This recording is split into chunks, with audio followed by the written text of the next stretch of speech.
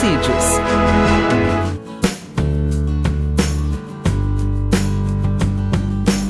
Lições Bíblicas.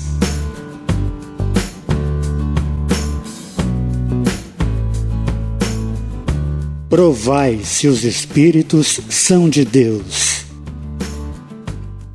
A paz do Senhor. Nesta semana, em nossa escola bíblica, nós vamos saber como provar se os Espíritos são de Deus. Cuidado com os falsos profetas. A Bíblia revela a existência de falsos profetas. Devemos julgar as profecias. Por que devemos julgar as profecias? Como devemos julgar as profecias? Amados, não creiais em todo o Espírito, mas provai se os Espíritos são de Deus, porque já muitos falsos profetas têm se levantado no mundo. 1 João 4, versículo 1. Através dos dons espirituais, a Igreja discerne os espíritos enganadores. Quer saber mais sobre este importante assunto? Fique conosco.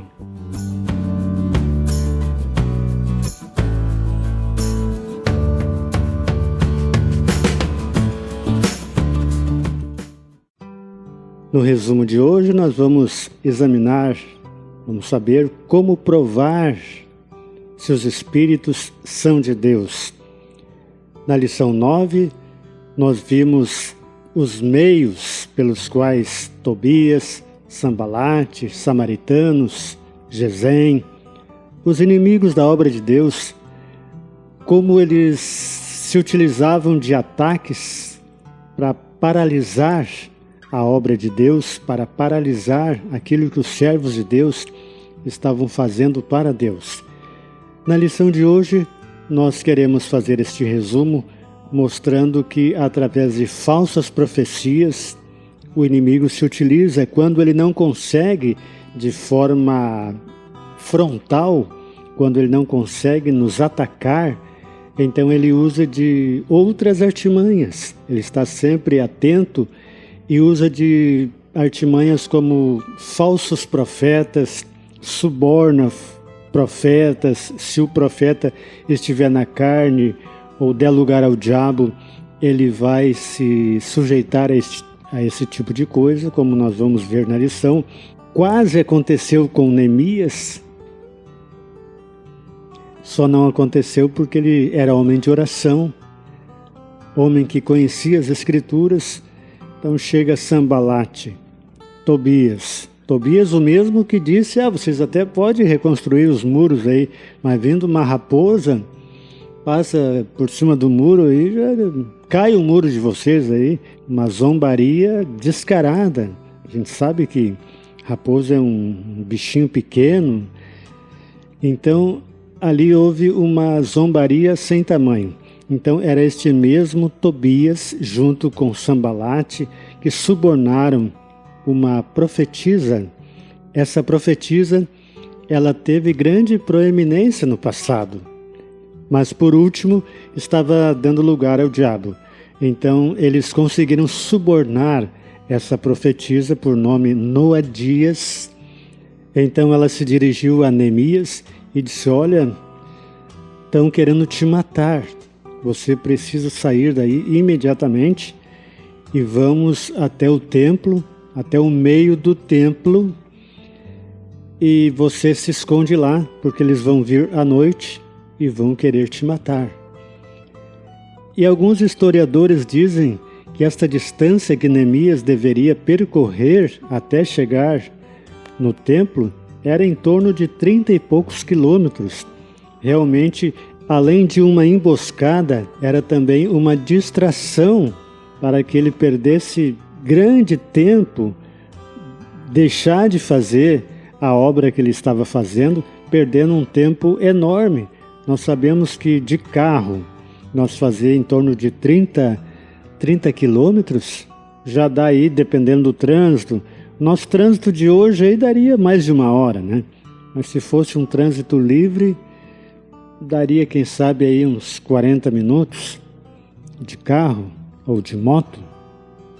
Mas na época eles andavam a pé, andavam de camelo, de cavalo. Então esses 30 quilômetros aí, eu acho que representavam semanas e semanas, né? Era uma perda de tempo muito grande, segundo os historiadores.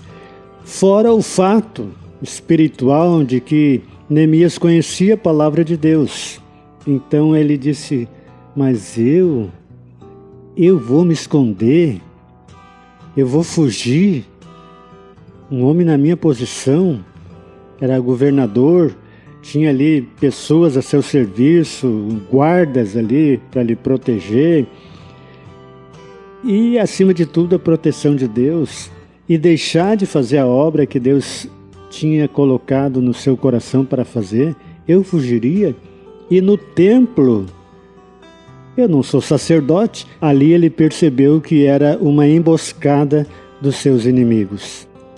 Então nós vimos a importância de se conhecer a palavra de Deus para fazer o julgamento de uma profecia. Neemias disse então, conheci que não era Deus. Aí está a importância então de conhecer a palavra de Deus para fazer um julgamento da profecia. Neemias disse, conheci que não era Deus. Neemias capítulo 6 e versículo 12. Conheci que não era de Deus. Nós vimos que, infelizmente, muitos crentes não leem a palavra de Deus, não estudam a Bíblia. E para se julgar uma profecia, dentre outras coisas, nós precisamos conhecer a palavra de Deus, porque elas se coadunam. É o Espírito Santo testificando e o nosso conhecimento. Como você vai saber se uma profecia está de acordo com a palavra de Deus, se você não conhece a palavra de Deus? Então há a necessidade de se conhecer. Neemias, então, ouvindo aquela profecia dizendo que ele devia ir para o meio do templo, possivelmente para o Santo dos Santos, lugar onde só sacerdote podia entrar, então os inimigos teriam direito de acusá-lo, ele seria morto, porque está na palavra que só o sumo sacerdote poderia entrar no Santo dos Santos. Então, era uma enganação e eles já tinham tentado de outras formas. Nós estamos estudando desde a primeira lição como esses ataques vêm acontecendo. Começamos com a lição 1 falando sobre um despertamento espiritual através de Daniel, e nós viemos vindo e vimos tantos ataques, tantas formas que eles se utilizavam e não conseguiram nada. Quando o inimigo não consegue pelos lados, então ele chega de frente, chega se utilizando alguém de dentro da igreja, de repente. Por isso, meus irmãos, que nós temos que julgar as profecias. Eu já fui um que julguei profecia. Alguém já me entregou profecia e eu fiquei olhando para o profeta e o profeta me disse, a pessoa que estava me entregando uma profecia, ué, tu não gostou da profecia, está me olhando? Eu disse, não te preocupa, se for de Deus, vai se cumprir. E há tantos aspectos que nós podemos enumerar para a profecia. 3 dos principais, ela vem para consolar. A profecia nunca vem para destruir você, nunca vem para acabar com a sua raça, ela vem para consolar, ela vem para confortar. Às vezes o teu coração está doído, está machucado, então uma profecia para confortar o teu coração e exortar. Exortar, então, é sentar-lhe o porrete no crente. Muitos, infelizmente, acham que é assim, né? Eu tenho o dom de exortar, eu chego e falo mesmo, né? E se nós for examinar a palavra exortar, nós vamos ver que é você sentar com aquela pessoa, mesmo que ela tenha errado, você sentar do lado dela e convencê-la do seu erro, você animá-la, trazê-la de volta ao caminho, você ajudar, sentar do lado e ajudar esta pessoa. Isto é exortar.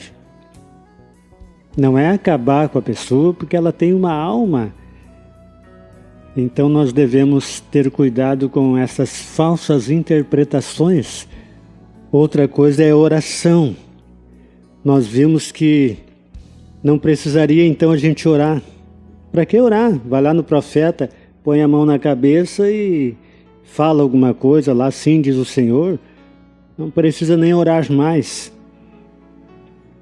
Claro que nós não estamos menosprezando a profecia, como diz a palavra, não menosprezeis a profecia. Nós estamos falando de falsa profecia, falsos profetas, porque a profecia ela tem 3 procedências, ou é da carne, ou é do diabo, ou é de Deus. Então, nós temos como descobrir se é da carne, se é do diabo ou se é de Deus. No Antigo Testamento nós vimos que o profeta era muito honrado. Ao entrar numa casa, o dono da casa tinha que se curvar e beijar o punho do profeta. Já o sacerdote era um beijo na testa, que o sacerdote tinha menos autoridade. E o rei, lembra daquela mulher que se prostrou aos pés de Jesus e beijava os pés de Jesus? Então, no caso de um rei, tinha que se curvar e beijar os pés do rei. E ela considerava Jesus como um rei, então o rei tinha mais autoridade que o profeta, mais autoridade que o sacerdote. Mas no Velho Testamento, o profeta, ele tinha muita autoridade e muito respeito. E no Velho Testamento nós tínhamos o ministério de profeta. Nós tínhamos o ministério profético. No Novo Testamento, então, vem o dom de profecia. Ainda continuando sobre os tópicos da lição, nós vimos que a Bíblia revela a existência dos falsos profetas. Por isso, Deus nos deixou os elementos, as ferramentas, para nós discernir através do dom de discernimento de espíritos. Então, mais exemplos de falsos profetas no Velho Testamento eram os profetas do rei Acabe. Tinha vários profetas, falavam tudo de acordo com a vontade do rei. Aí chegou alguém e perguntou, não há um profeta do Senhor? Sim, tem Micaías. E quando ele foi profetizar para o rei, alguém já disse, olha, todo mundo fala bem do rei, traz uma mensagem boa, uma palavra boa para o rei, faz a mesma coisa. E ele respondeu, não, o que o Senhor me falar, é isso aí que eu vou falar. Não vou falar de mim mesmo. E falou o que o Senhor tinha falado. E o rei Acabe morreu na batalha. Então é necessário que a gente conheça essas falsas profecias para não ser enganado. Porque nos últimos tempos, não o anticristo, mas o espírito do anticristo já opera através da mentira, do engano, de falsas profecias. Então o espírito do anticristo, ele já atua e nós temos que ter todo o cuidado, que ele tenta entrar até mesmo dentro da igreja com subterfúgios para enganar os menos avisados, aqueles que quase não oram, quase não leem a palavra, enfim, não tem como discernir. Então vale a pena nós pedir para Deus o dom de discernimento de espírito, um dos 9 dons.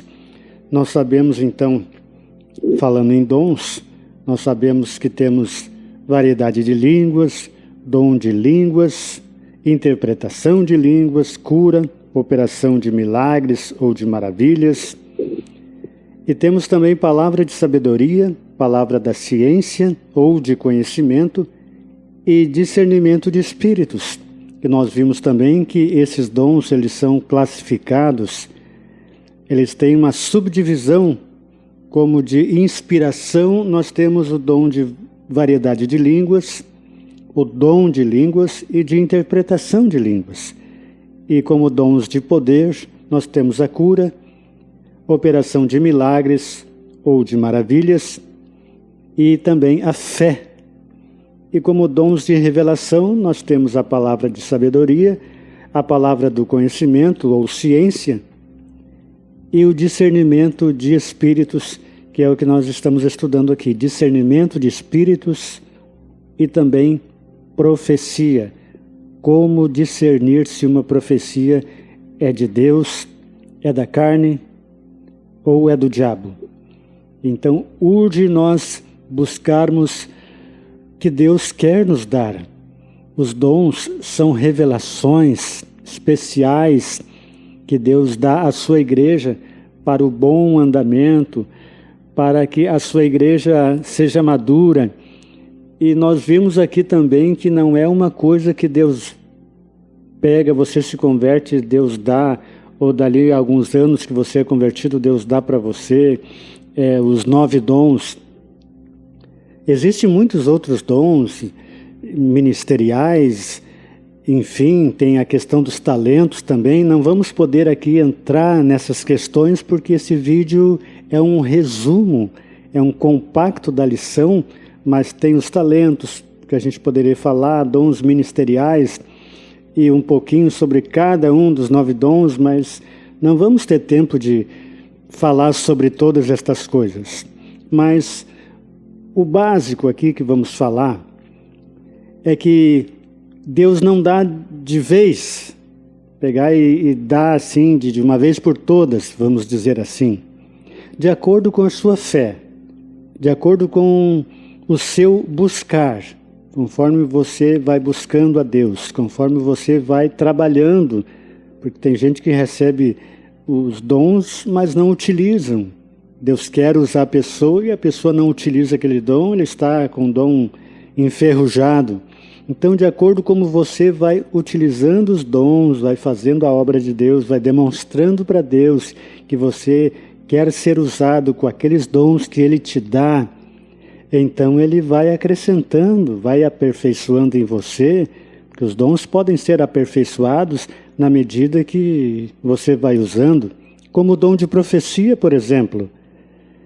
Certas coisas a gente não pode chegar na pessoa em público e entregar uma profecia, tem que ser pessoalmente, chegar na pessoa, chamá-la num canto e dizer aquilo que Deus nos colocou no coração, nos revelou para dizer num canto. Há outras ocasiões que você vai em público, vai poder dizer. Então, tudo é uma questão de você ter de Deus o discernimento para agir em cada situação. Então nós vimos 3 procedências das profecias, ou é da carne, ou é do diabo, ou é de Deus. Aí entra o tópico 4. Por que devemos julgar as profecias? Porque a palavra de Deus nos manda julgá-la. Porque o canal humano, o instrumento, está sujeito a falhas. É um canal humano, uma pessoa, um ser humano. Nós não estamos julgando Deus. Jamais.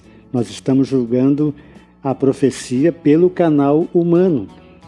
Outra coisa que pode acontecer, pode haver um conhecimento prévio da vida da pessoa e a pessoa se emocionar, a pessoa conhecer a vida da pessoa ali e falar alguma coisa da vida dela, sabendo já da vida da pessoa, num conhecimento prévio.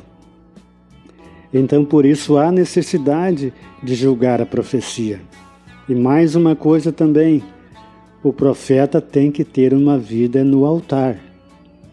Não adianta ir para cima do púlpito, chamar as pessoas num canto e entregar a profecia com a vida desordenada, falando mal do pastor, falando mal do encarregado, dos obreiros, indo de casa em casa, falando mal de todo mundo e não apoiando o seu pastor.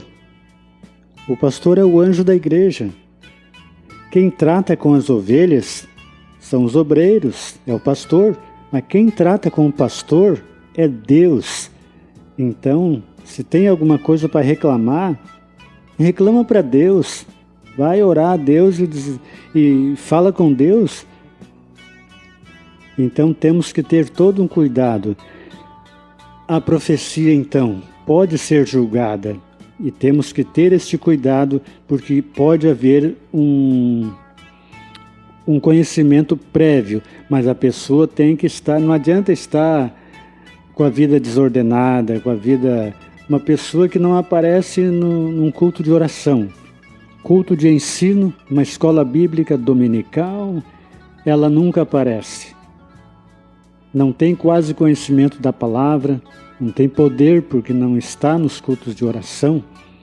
Então, entregar a profecia, como que Deus vai usar um vaso vazio? Porque ela vai ser julgada pela palavra e pela ação do Espírito Santo em nós. Então, ela também não pode estar isenta. Então, meu irmão, minha irmã, é uma questão delicada. Somos pentecostais, gostamos de profecia, é uma bênção, só que a profecia ela não vem para dirigir a igreja. Jamais um encarregado, um pastor, a vida de uma pessoa vai ser dirigida por profecia, e sim por Deus, pela oração e pela palavra. Aí a importância de se conhecer a palavra. Veja as pessoas que dão aconselhamento. Geralmente elas entram para dentro da palavra e aconselham pela palavra, e o conselho é ótimo. O conselho resolve o problema porque é de Deus. E o Espírito Santo se utiliza da palavra para corrigir problemas, para aconselhar, para redarguir, enfim, para tudo isso é a palavra de Deus. Então, que possamos dar mais importância à palavra de Deus, porque tem um conjunto de coisas. E mais uma coisa ainda, os dons em si trabalham em conjunto. Um coopera com o outro. O dom da profecia, com o dom de discernimento de espírito, enfim, dom da ciência, o dom da palavra de sabedoria, enfim. Nós queríamos ter mais tempo aqui para debater mais detidamente este assunto, mas de repente alguém pode pedir aqui nos comentários, comentar alguma coisa e a gente gravar um outro vídeo falando mais especificamente um estudo só sobre os dons espirituais. E também sabemos que a profecia se conhece pelo seu sabor, com a convivência, com a carga que a pessoa já tem, a vivência. E também sabemos que a profecia se conhece pelo seu sabor, pela experiência que a pessoa já tem, pelo seu conhecimento. Enfim, ela conhece o sabor da profecia nesse sentido, pela sua experiência de vida, pelo que já passou, pelo seu conhecimento da palavra. Então, através dessa vivência, desse conhecimento, então a pessoa já tem o sentido apurado para discernir as profecias. Um assunto muito interessante. Não temos aqui a pretensão de esgotar esse assunto, que é maravilhoso, até porque o relógio da redescoberta da palavra já está mandando a gente parar. E esse vídeo é um resumo também. Mas para concluir, quando as profecias são provadas, o conceito e a consideração dos dons espirituais são conservados. Deste modo, a sã doutrina é preservada de qualquer influência e erros humanos, e o Espírito Santo tem liberdade de usar os seus servos conforme a sua soberana vontade. Quando provamos as profecias, estamos em condições de corrigir e doutrinar a pessoa que usou erradamente o dom de profecia. Assim, doutra vez, ele dará lugar ao Espírito Santo e irá usar o dom profético de modo certo, de modo correto. Quando provamos as profecias, recebemos as bênçãos de Deus por meio delas que quer nos dar. Ficamos com o bom e rejeitamos o que não vem de Deus.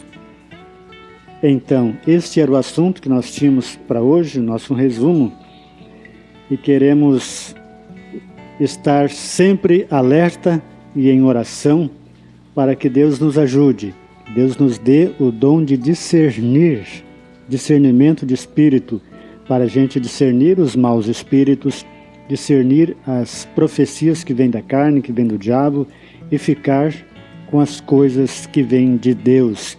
e assim nos aperfeiçoar a nossa vida, o nosso talento e trabalharmos para Deus de uma forma cada vez melhor, estarmos cada vez mais à disposição do Espírito Santo para fazer a sua obra. Nós vimos que hoje em dia não são muitos que querem pagar o preço de estar diante de Deus fazendo aquilo que lhe apraz. Então que possamos ser um dos 300 de Gideão, possamos estar de frente para a guerra, para a batalha, e assim Deus irá nos abençoar muito mais do que já tem nos abençoado. Espero ter te ajudado com este pequeno resumo da lição 10. Provai se os Espíritos são de Deus. Na semana que vem, convido você para a gente estudar sobre Esdras vai a Jerusalém ensinar a palavra. Que Deus te abençoe e até a semana que vem. Trouxe o nosso Jesus, mas eu surdo me fiz converter.